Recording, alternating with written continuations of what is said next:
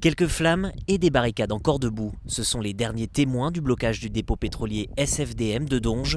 Dans la nuit de lundi à mardi, vers 2 h du matin, les forces de l'ordre sont venues déloger les grévistes. Il y a eu la dernière sommation qui est arrivée dès le début en fait, lue par un gars qu'on ne sait pas trop qui c'était, voilà. Et donc il n'y a pas eu forcément trop le temps d'échanger ni de discuter, hein. Ils nous ont chargés et puis voilà, donc il y a eu quelques coups, il y a eu quelques tirs de flashball et puis beaucoup de lacrymogènes, quoi. Ils nous ont repoussés sur presque 2 km, ça a duré 2 heures l'affaire. L'évacuation a permis à un pétrolier de décharger sa cargaison du pétrole raffiné. Le sous-préfet reconnaît l'usage de 150 grenades lacrymogènes et 5 tirs de LBD, mais uniquement en réplique à des jets de boulons, de bouteilles en verre et des tirs de mortier de la part des manifestants.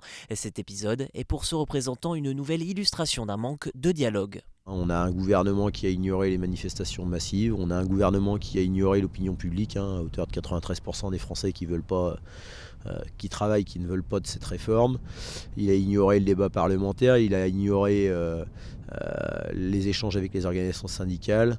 Et puis voilà, quand on prend l'option de la grève et d'une action un peu plus dure parce qu'on n'a pas d'autre choix pour essayer de le faire réagir, on est délogé comme des criminels. À quelques mètres, le piquet de grève de la raffinerie de Donges se maintient avec plusieurs actions quotidiennes.